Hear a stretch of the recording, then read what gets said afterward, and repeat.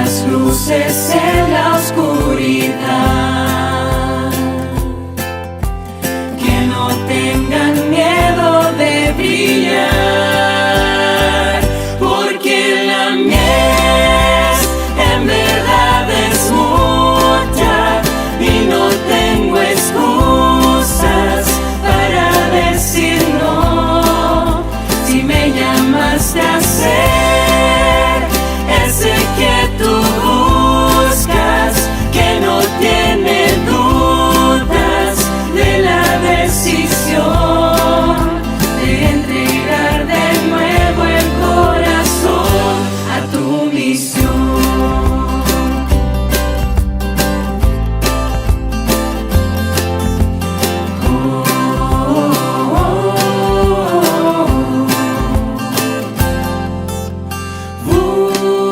Buscas a los que se entregan de verdad y no a los mejores.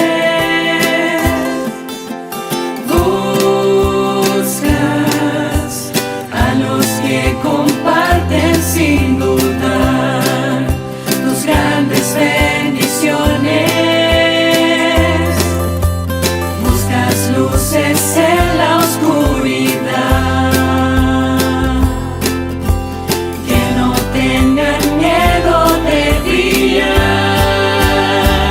porque la mies en verdad es mucha y no tengo excusas para decir no.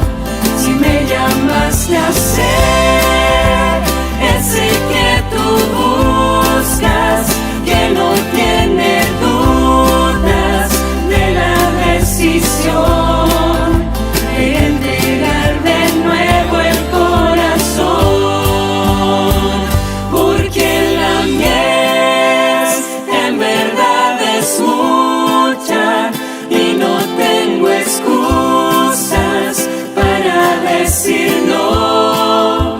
Si me llamaste a ser ese que tú buscas, que no tiene dudas de la decisión de entregar de nuevo el corazón a tu misión.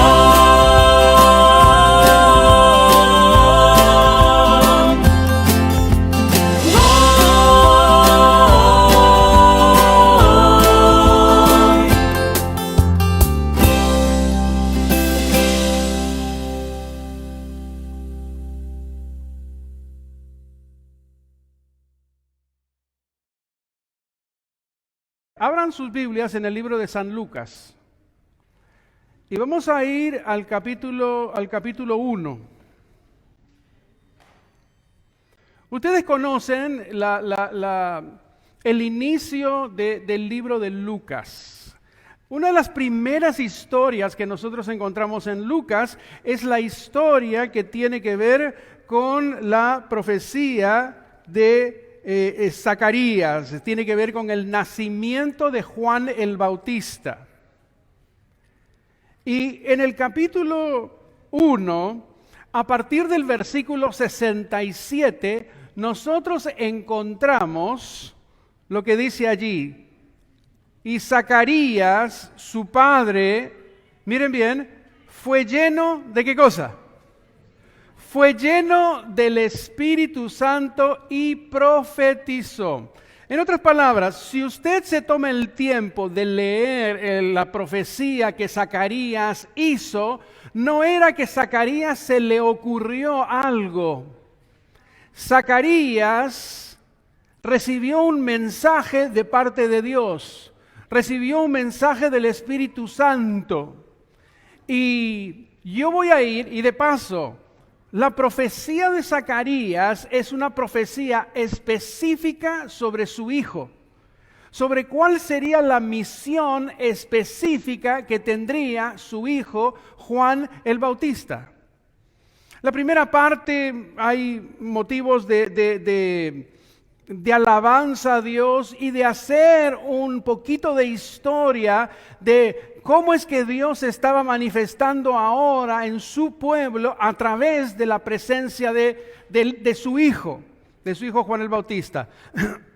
Perdón, pero yo quiero ir específicamente a lo que se refiere sobre su hijo, versículo 76. En el versículo 76 viene ahora la misión. Y dice allí, y tú niño, recuerden, se está refiriendo a su propio hijo, a Zacarías, mensaje de parte de Dios. Dice, y tú niño, ¿qué es lo primero que le dice? Profeta del Altísimo serás llamado. Un profeta es alguien que recibe un mensaje para convertirse en la voz de Dios hacia el pueblo. Ustedes no van a encontrar que los profetas se les ocurría alguna cosa y compartían simplemente lo que se les ocurría. No, los profetas eran personas escogidas, designadas por Dios con el propósito, y vuelvo a repetir, ellos tenían que convertirse en la voz audible de Dios. En inglés suena interesante, they were supposed to be the mouthpieces of God. Qué tremenda responsabilidad en convertirte en la voz de Dios. De paso, cada predicación que nosotros hacemos desde este lugar, tendríamos que ser no el desarrollo de nuestras propias ideas, sino qué es lo que Dios está tratando de comunicarnos, qué es lo que Él nos está diciendo. Así que lo primero que nosotros encontramos es que este Juan el Bautista recibe un llamado. Y ese llamado es en convertirse en profeta del Altísimo. Mire lo que sigue diciendo, estoy leyendo el 76. Porque irás delante de la presencia del Señor para preparar sus caminos, para dar conocimiento de salvación a su pueblo, para perdón de sus pecados, por la entrañable misericordia de nuestro Dios, con que nos visitó desde lo alto la aurora, para dar luz a los que habitan en tinieblas y en sombra de muerte, para encaminar nuestros pies por caminos de paz. Y si ustedes leen el 80, ya empieza a contar qué es lo que estaba ocurriendo con este niño. Pero en los versículos que nosotros leemos entre el 76 y el 79, nosotros encontramos claramente cuál es la misión que Dios tenía para Juan el Bautista. Dios tiene una misión para ti, Dios tiene una misión para mí en la vida. Vuelvo a repetirte, no estamos aquí por casualidad. Pero Dios tiene una misión para su iglesia también, exactamente como tiene para las personas. Y yo quiero que esta mañana juntos vayamos estudiando cada una de las partes de la misión que Dios le dio a Juan el Bautista. La primera parte de la misión que Dios le da a Juan el Bautista está allí, vamos a leerlo otra vez, el versículo 76, donde dice, porque irás delante de la presencia del Señor para preparar sus caminos. La primera misión que Dios le encomienda a Juan el Bautista era, ¿qué cosa dije? Él tenía que preparar. Ahora, todos nosotros sabemos lo que es una preparación, ¿o no sabemos lo que es una preparación? ¿Cuántos de ustedes se prepararon esta mañana para venir a la iglesia? Todos. No hay absolutamente ninguno de ustedes que no se haya preparado. Y cuando hablo de prepararse es del momento de que usted se levanta y empieza su proceso de poder arreglarse, de poder tomar su desayuno, de cambiarse, seleccionar su ropa, venir acá. Nuestra vida entera gira alrededor de la preparación. Diversos niveles de preparación. ¿Cómo tú te preparas cuando es tu cumpleaños? ¿No? Te preparas, por lo menos anímicamente. Alguien prepara una recepción para ti. Ya hay una época en la vida donde uno ya no quiere cumplir años también, ¿no es cierto? Ya no, por favor, me hacen recordar que no, voy avanzando en la vida. Pero te preparas, una boda. ¿La gente se prepara para una boda o no se prepara para una boda? Se prepara, preparación. Y entonces ahora, el primer trabajo que le encomiendan a Juan el Bautista es: necesitas venir aquí, nacer en la tierra y preparar. ¿Qué cosa es lo que tenía que preparar? Tenía que ir delante de la presencia del Señor para preparar sus caminos. ¿Y cuál es la manera que Juan tenía que hacer esto? Juan tenía que preparar el corazón. Juan tenía que preparar la mente de las personas. Y la mejor manera de poder hacer eso era decirles a ellos de que, de acuerdo a las profecías que se encontraban en la palabra de Dios, había llegado finalmente el tiempo en que esas profecías pudiesen cumplirse. Porque si ustedes miran el mensaje de Juan el Bautista, ustedes van a encontrar que él les empieza a decir: ya llegó, ahora este es el tiempo. Él tenía que decirles que había llegado ese tiempo, y de que como resultado de que había llegado ese tiempo, con la información que ellos tenían que arrepentirse de la mala manera que ellos estaban viviendo, porque ahora se estaba acercando el reino del Mesías. El reino de los cielos se ha acercado, el reino de los cielos ha venido. Todos ustedes, quieran o no, les decía Juan el Bautista, van a tener que o formar parte de ese reino o simplemente no formar parte del reino. El reino de los cielos se ha acercado. Pero el siguiente punto es aún más interesante. Porque es cierto que él tenía que preparar la mente con un mensaje. Porque el mensaje nunca llega al corazón de la gente, a no ser que la gente entienda qué cosa es el mensaje.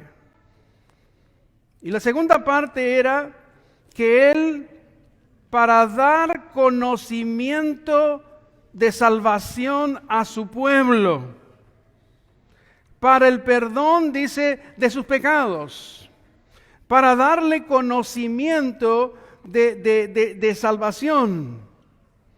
El conocimiento viene antes de que tú creas. Y eso es un punto que nosotros tal vez no nos estamos dando cuenta cuando hacemos nuestras campañas evangelísticas. Queremos que la gente crea, pero no siempre le hemos dado el conocimiento.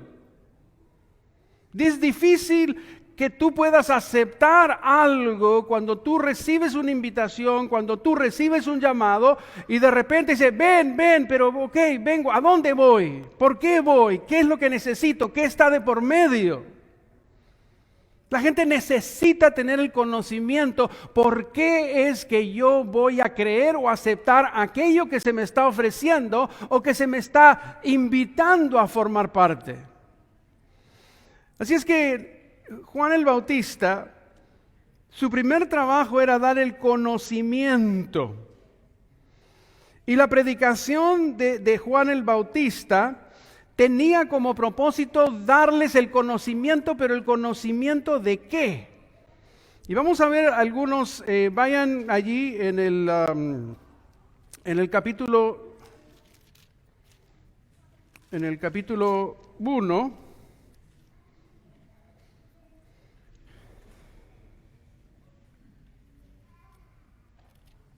Y leamos el versículo 16. ¿Cuál era parte de su mensaje? Y hará que muchos de los hijos de Israel, ¿qué cosa?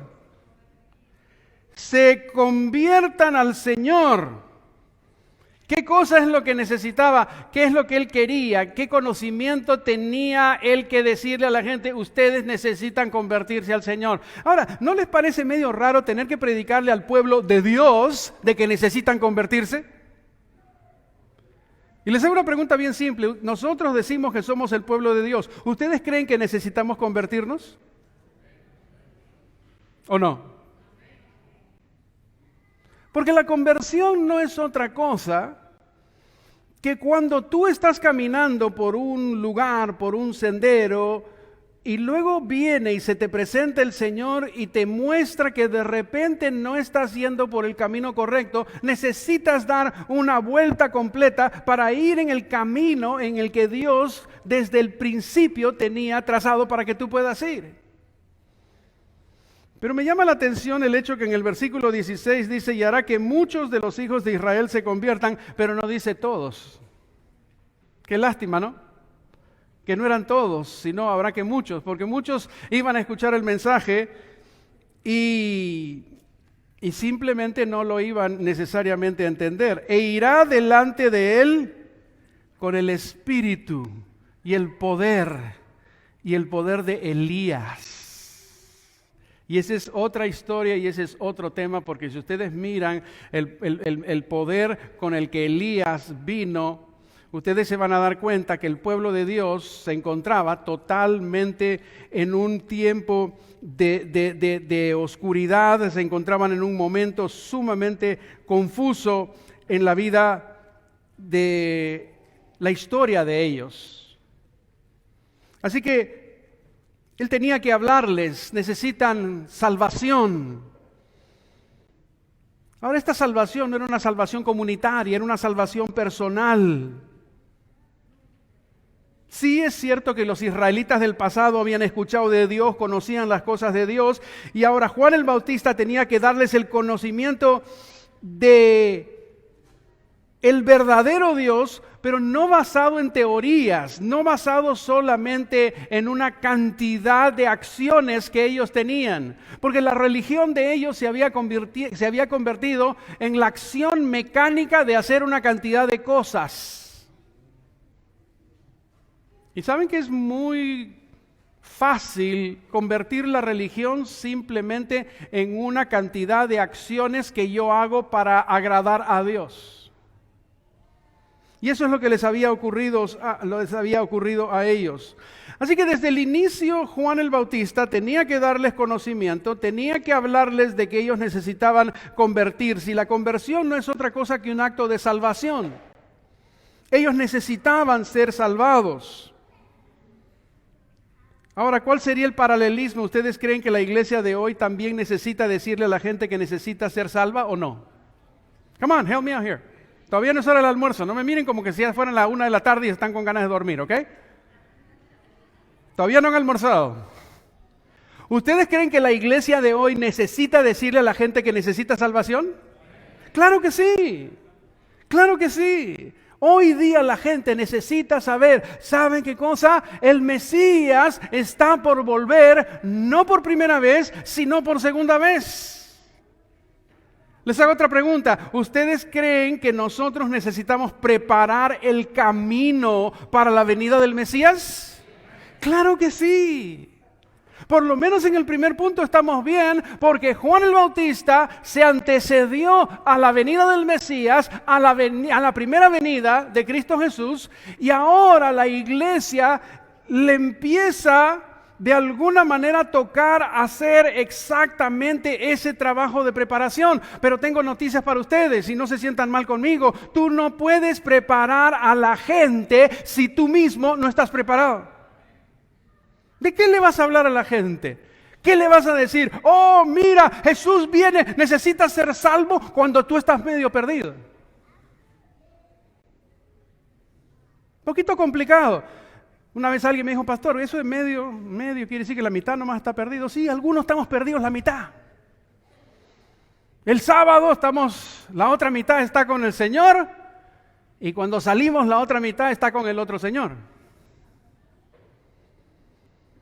Así que el primer trabajo de nosotros es, Señor, ¿cómo estoy yo contigo? ¿Cómo está mi relación? Porque para darle buenas noticias a la gente, esas buenas noticias tienen que ser buenas noticias para mí primero. Yo he recibido la salvación del Señor. Señor, yo estoy teniendo una experiencia contigo. Ahora yo quiero que tú tengas esa experiencia. Y tú le vas y le cuentas a la gente, mire, Jesús viene por segunda vez. Pero tú tienes que sentir ese gozo, esa alegría. El Señor viene. Salvación. Y ese era el trabajo de Juan el Bautista. Había una familia que vivía en las montañas, allá arriba. Y todas las semanas la familia se alistaba para ir al pueblo, a la ciudad, a comprar todos los víveres y las cosas. Y esta familia, para ellos era un gran acontecimiento, ir a la ciudad una vez por semana. Y el padre, el día que tocaba, le dice, hoy día no podemos ir. Y toda la familia, ¿por qué? ¿Qué pasó? Acabo de recibir noticias que las grandes lluvias que han venido simplemente no nos están dando la oportunidad de poder ir a la ciudad. Y uno de sus hijos, el más chiquito, dice, papi, ¿por qué no? ¿Por qué no podemos ir? Yo quiero ir a la ciudad. Le dice, hijo, no podemos ir porque las lluvias se han llevado el puente. Y ese puente es el único que nos da la posibilidad de salir de este lugar para conectarnos con la ciudad. El único puente para llegar al reino de los cielos es Cristo Jesús. No hay puente, no hay posibilidad de salvación. El tercero, que está en el versículo 77, dice, vamos a ir un poquito más abajo, para dar conocimiento de salvación a su pueblo. ¿Para qué cosa dice? Para perdón. Para perdón, para perdón, para perdón de sus pecados. La palabra pecado siempre está asociada con el perdón. Hay una conexión allí. El pecado, muchas veces, a mí no me hablen de pecado, no quiero saber nada de pecado. Y hoy día es como que los predicadores, y ustedes me escuchan eso decirlo muchas veces, hoy día los púlpitos tienen miedo, los pastores, de hablar del tema del pecado. Porque la gente se va a ofender, y cuando la gente se ofende, la gente se va, y entonces la próxima vez la iglesia está vacía porque simplemente nadie quiere que le digan dónde está su problema. Tengo malas noticias para ustedes. Dios se encarga constantemente de sacarnos la tarjeta roja, Primero nos saca la amarilla, después nos saca la roja, no porque nos odia, sino porque quiere lo mejor para nosotros. ¿Por qué va usted al médico?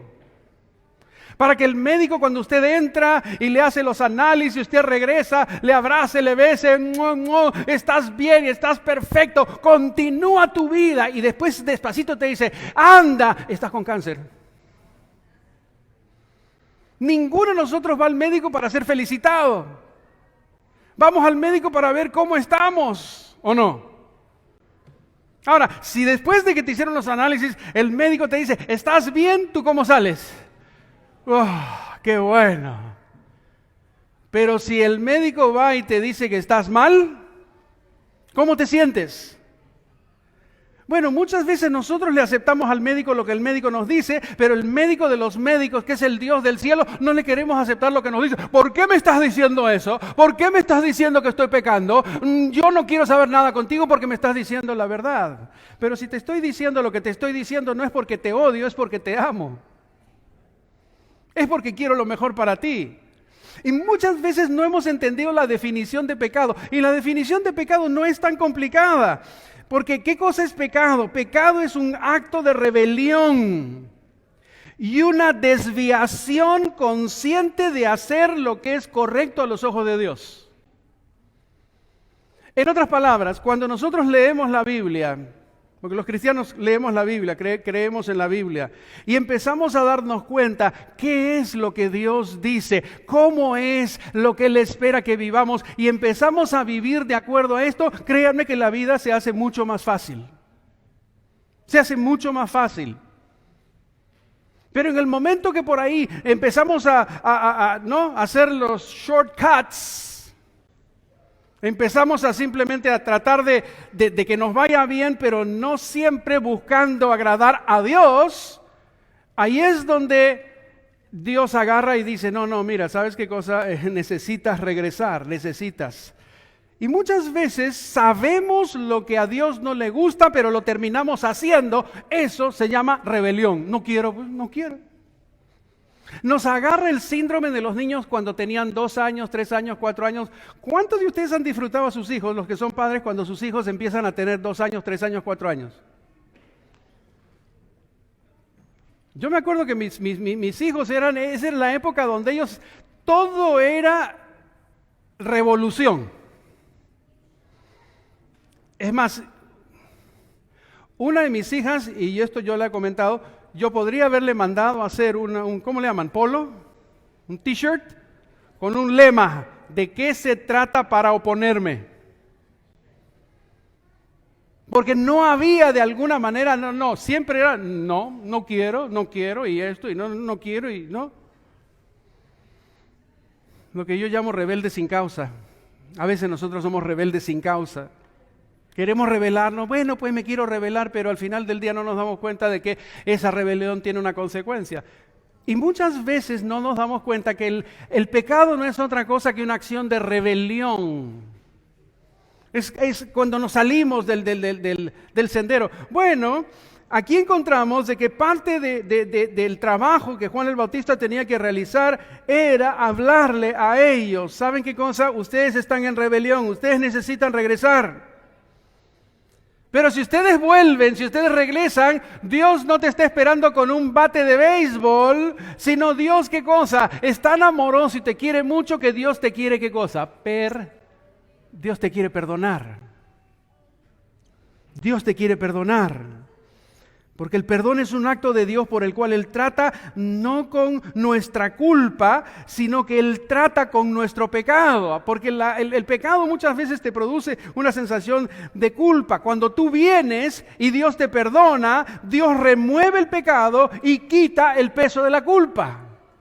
Así que esta es una transacción hermosa que por la cual muchas veces nosotros no queremos, porque nos quedamos centrados simplemente en el hecho de que Dios nos dice, ¿sabes qué? Estás pecando, te estás rebelando, yo no quiero escuchar eso. Y sin embargo, si tan solo pudiésemos avanzar un poquito, recibiríamos el perdón y seríamos curados, no solamente del pecado, sino de la sensación que produce eso en nuestra vida.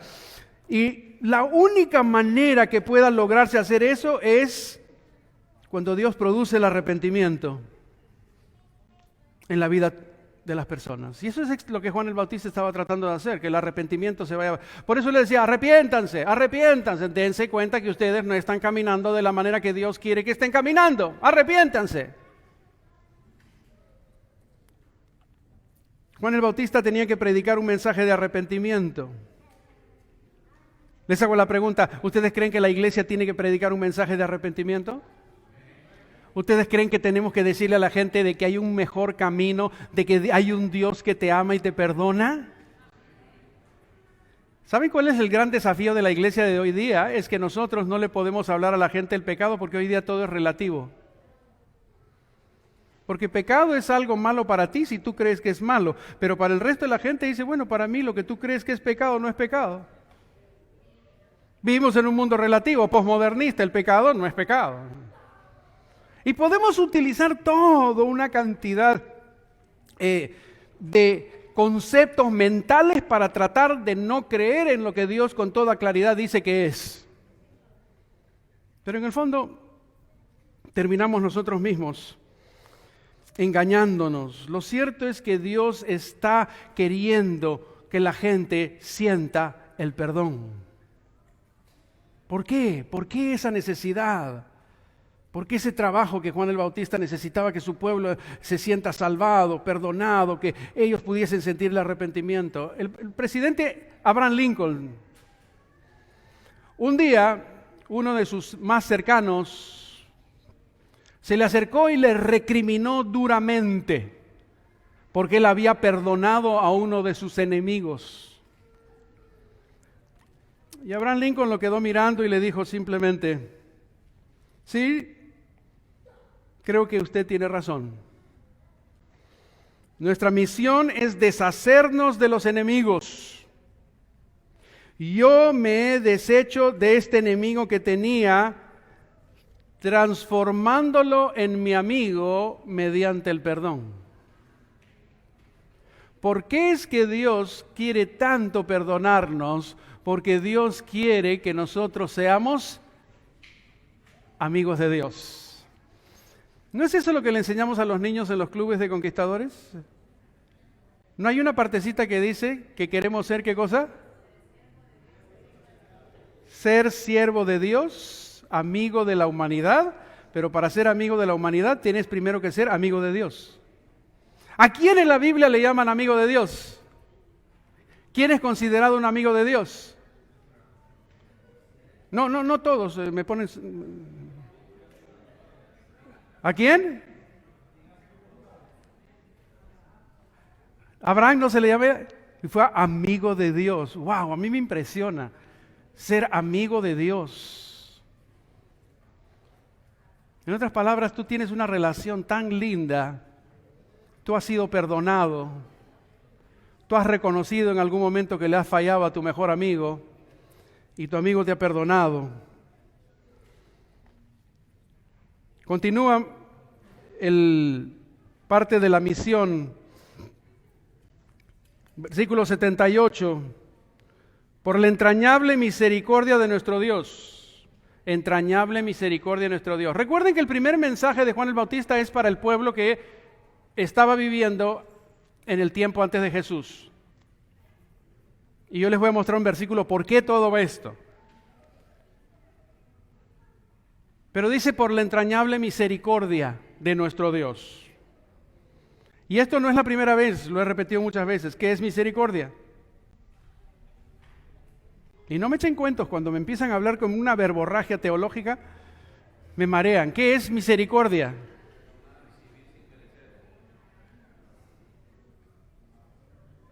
¿Ah? Se los voy a hacer recordar. Misericordia es pedirle a Dios que detenga lo que con justa razón me merezco. ¿Qué es misericordia? A ver, vamos juntos. Pedirle a Dios que detenga lo que con justa razón me merezco. Cuando tomamos decisiones malas en la vida, vienen consecuencias. Cuando yo no quiero sufrir esas consecuencias, ¿qué le digo a Dios? Señor, por favor, te ruego, te pido, y nunca más. Y le prometemos, ¿no es cierto?, una larga lista. Y Dios, de alguna manera, no deja que las consecuencias nos afecten. ¿Qué es eso? Misericordia. Y siempre tenemos la confusión entre misericordia y gracia. Gracia es cuando Dios nos da lo que nosotros, ¿qué cosa? Y es más complicado que eso, pero lo vamos a dejar limitado a esa declaración. Y entonces dice en el 78, por la entrañable, fíjate, entrañable, la profunda, la grande misericordia de nuestro Dios, dice allí, con que nos visitó desde lo alto la aurora, versículo 79, ¿para qué cosa? ¿Están conmigo? ¿Para dar qué cosa? Luz a los que habitan ¿dónde? En tinieblas, pero esas tinieblas son complicadas porque esas tinieblas, ¿qué dice que son? Sombra de muerte para encaminar nuestros pies, ¿por qué cosa? Miren todos los elementos que utiliza ahí. He venido para que tengan luz, para sacarlos de las tinieblas, porque las tinieblas son tinieblas de muerte. Ustedes van a encontrar que la luz en la Biblia siempre ha sido símbolo de la presencia inaccesible de Dios. ¿Qué dijo Jesús? Yo soy, ¿qué cosa? Yo soy la luz del mundo. En otras palabras, cuando Jesús dijo yo soy la luz del mundo, Él estaba diciendo solamente a través de Jesús tú puedes ver la luz. Solamente a través de la persona de Jesús tú puedes disipar las tinieblas. Ahora, las tinieblas siempre están asociadas con la ignorancia y con las acciones pecaminosas. Las tinieblas se usan en el Nuevo Testamento como una metáfora que describe las acciones pecaminosas y un estilo de vida que no le agrada a Dios. Vale decir que cuando una persona vive simplemente sin conocimiento de Dios, desde la perspectiva de la Biblia, esa persona está ¿en qué cosa? Está en tinieblas. No hay luz. Y entonces desde la perspectiva de Dios es que cuando de repente la persona de Cristo Jesús aparece en la vida de una persona que está en tinieblas, esa persona va a tener que tomar una decisión: o me quedo en las tinieblas o acepto la luz. ¿A cuántos de ustedes les gustan las tinieblas? Seamos honestos. ¿Qué te gusta más, la luz o las tinieblas? ¿No te has dado cuenta que todas las historias de terror nunca te las cuentan a plena luz del día? Cuando te vas a un campamento y viene la fogata y hay un poún por ahí de esos que no, y te empieza a contar historias de terror. No me digan que no te ha pasado. Y empieza a decirte, ¿no es cierto? Mira, hay algo que está en la noche, en la oscuridad, que se llama Pie Grande. ¿Han escuchado la historia de Bigfoot? Cuando yo era niño, yo estaba estudiando en este país, estaba viviendo en California y me mandaban a los campamentos. No me olvido cuando fuimos a un campamento y en esa fogata, porque estoy contando simplemente lo que yo me acuerdo, a alguien se le ocurrió contar sobre el famoso Bigfoot. Ese gorila que parece hombre, que es peludo y que camina como hombre, pero nadie sabe quién es. Alguien lo ha visto alguna vez. Cuando yo regresé a mi casa y tenía que irme a dormir, yo cerraba las cortinas porque cuando las abría, yo miraba literalmente las sombras de Bigfoot ahí dando vueltas. Y me pasé traumatizado buena parte de la vida. Bueno, no sé, hay veces que todavía cuando voy a Blue Ridge creo que Bigfoot debe andar por ahí todavía. ¿Okay? A ninguno de nosotros nos gustan las tinieblas. A nosotros nos gusta la luz. Por eso es que, y en este país, ¿qué compras? Esos enchufitos que te van guiando para el baño, ¿no es cierto? Lo dejas prendido en la noche ahí, para que tú por lo menos veas a dónde te estás yendo. La mayoría de las cosas malas que ocurren en la vida ocurren en la oscuridad. No ocurren en la luz. Porque la oscuridad cubre de alguna manera las verdaderas intenciones. El cielo entero considera que el planeta está en oscuridad mientras la gente no conoce a la persona luz que es Cristo Jesús. Y entonces ahora encontramos aquí el mensaje de Juan el Bautista. ¿Es qué cosa? ¿Cuál es el mensaje? Dar luz a los que habitan en tinieblas y en sombra de muerte. Porque la idea del cielo es que si tú sigues en las tinieblas, simplemente la consecuencia lógica es que te vas a morir. Y ahora viene el versículo que yo quiero que ustedes vean. ¿Por qué cuando Juan el Bautista, Dios le da la misión? ¿Por qué le da? Porque ya 900 años antes, el profeta Isaías, de parte de Dios, le estaba mostrando la condición en que cuando Jesús aparecería, iba a estar el pueblo. Vayan conmigo, guarden allí este versículo y vamos al libro de Isaías. Isaías, el capítulo 9. La mayoría de las Biblias de ustedes van a encontrar muchas profecías mesiánicas en el libro de Isaías. Recuerden, esta es la hora del estudio de la Biblia. Tengan sus Biblias abiertas. En el capítulo 9 de Isaías ustedes van a encontrar el nacimiento y el reinado del Mesías. Isaías ya le había comunicado a su pueblo de que Jesús vendría, el Mesías vendría, vendría. Juan el Bautista dice, el Mesías ya está acá, ya llegó. Pero miren ustedes cuál era la condición del pueblo, que Dios ya sabía que su pueblo iba a tener esa condición. Versículo 2, el pueblo, ¿cómo andaba el pueblo? El pueblo que andaba en tinieblas, ¿vio qué cosa? Vio gran luz. Yo estoy leyendo la Reina Valera del 60. Dice, los que moraban en tierra de sombra de muerte, luz resplandeció sobre ellos. En otras palabras, cuando Jesús iba a aparecer, entonces se iba a dar la luz. El pueblo sí conocían a Dios, se habían convertido simplemente en personas que guardaban una cantidad de tradiciones. Y ojo que el problema de la religión con tradición es simplemente aquietar la conciencia, pero no tiene el propósito de desarrollar una relación viva con Dios, con Cristo. Y ellos tenían específicamente esa dificultad. Estaban en tinieblas, sombra de muerte. Ahora viene la parte más complicada. ¿Ustedes creen que es fácil predicarle a la gente hoy día que la gente esté en tinieblas? No, seamos honestos. Usted se acerca a su vecino, que usted lo ve que es un fiestero de primera, que anda todos los fines de semana, bien simpático, se pone su perfume, sale, pero cuando usted lo ve regresar a las 4, 5, 6 de la mañana, está pero con una pinta que es terrible. Es más, para tratar de encontrar cómo abrir la puerta, no, es como que la puerta se le mueve, ¿no?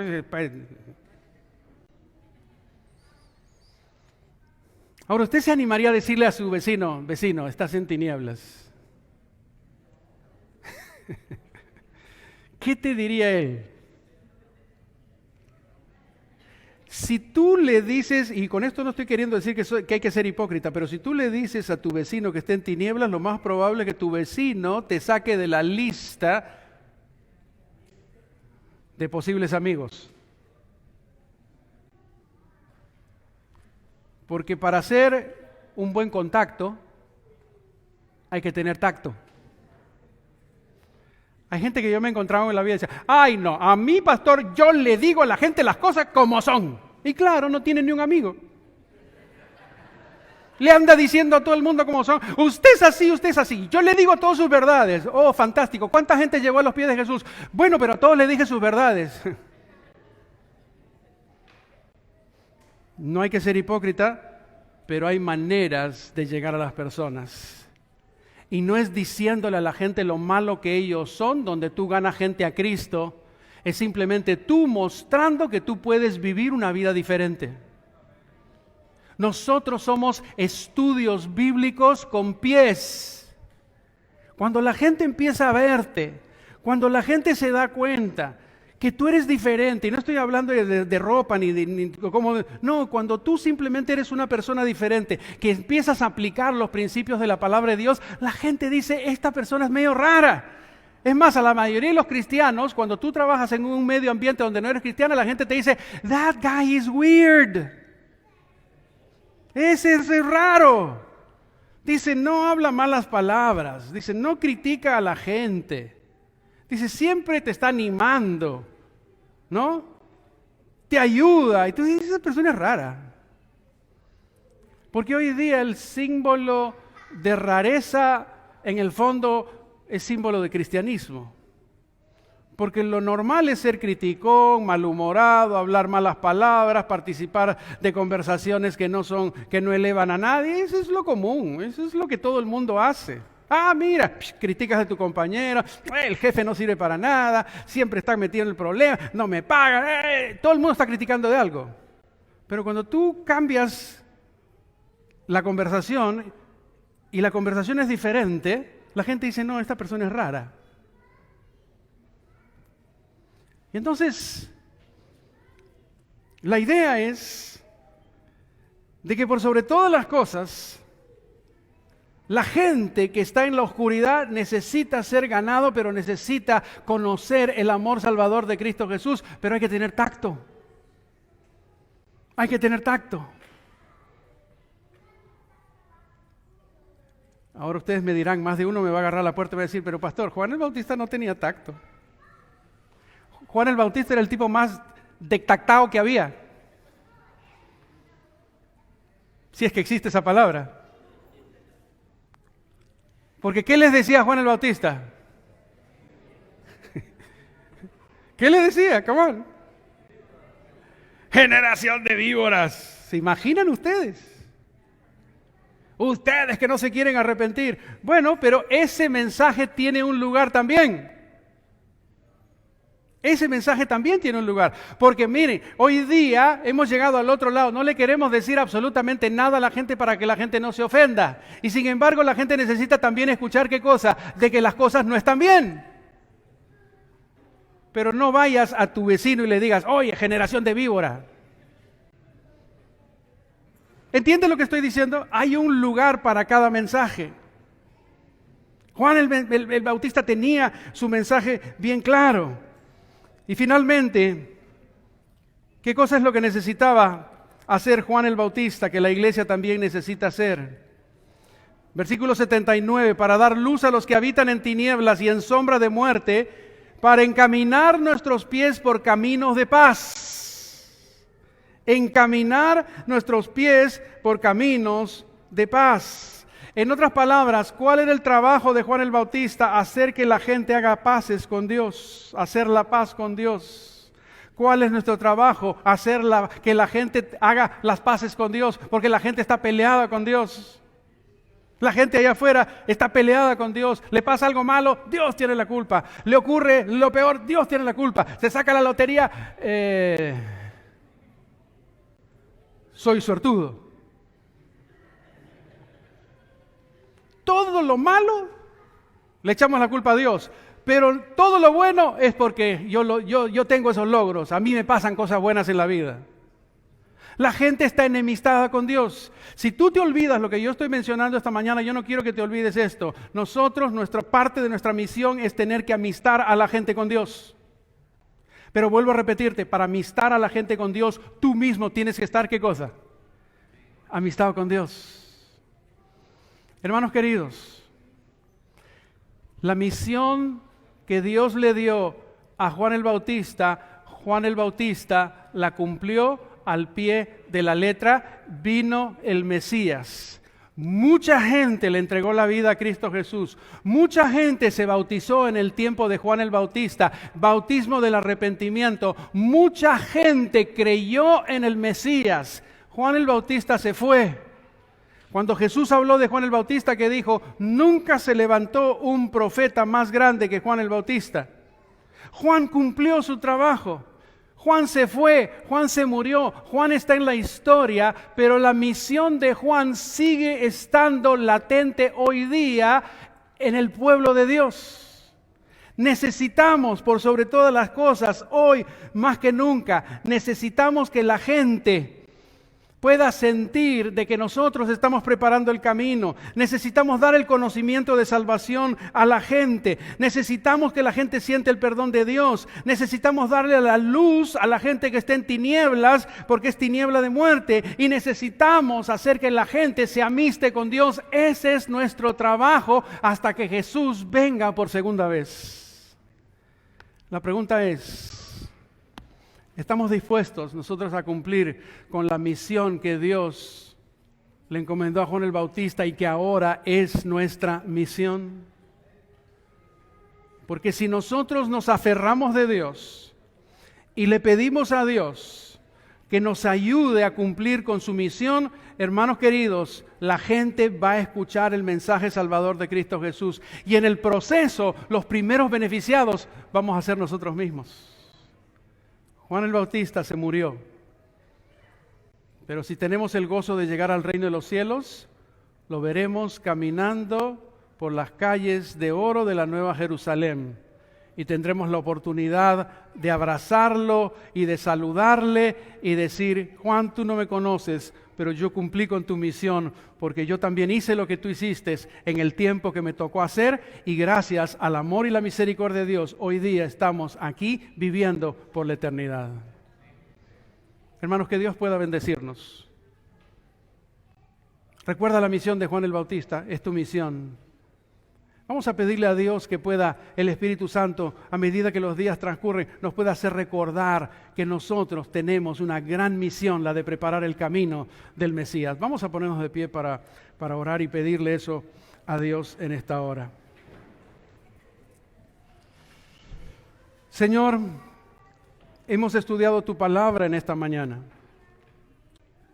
Te agradecemos porque Juan el Bautista fue enviado.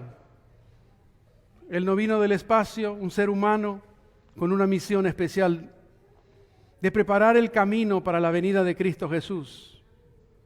Y Señor, no fue fácil.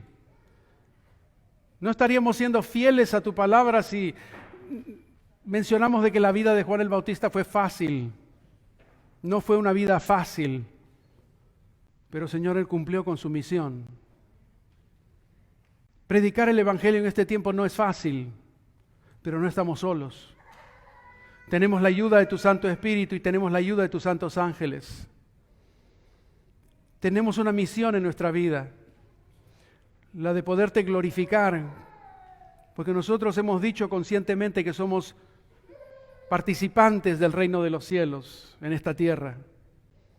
Ayúdanos, Señor, que tu Santo Espíritu nos pueda ayudar a sentir ese deseo de poderle dar a las personas el mensaje que el cielo necesita. Y que en ese proceso nosotros mismos podamos sentir que somos socios contigo. Gracias, Señor. Quédate en nuestras vidas. Ayúdanos en los días que vienen por delante. Son favores que te rogamos en el nombre de Jesús. Amén.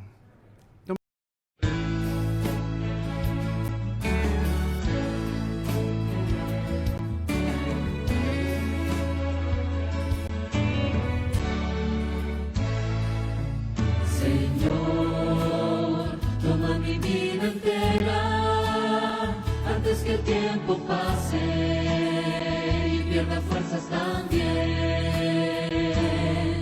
Estoy dispuesto a lo que quieras, haré lo que me pidas, me llamas a servir.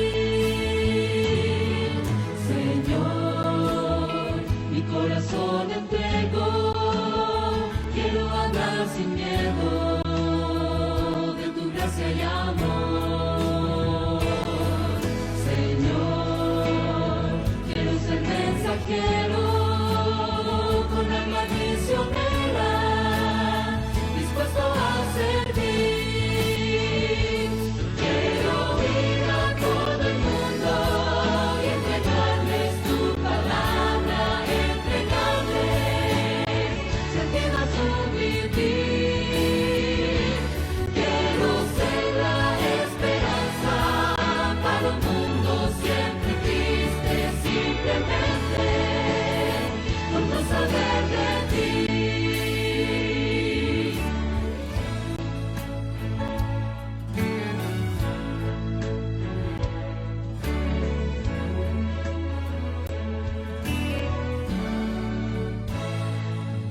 Y así yo marcharé cantando, mis labios proclamando de tu salvación.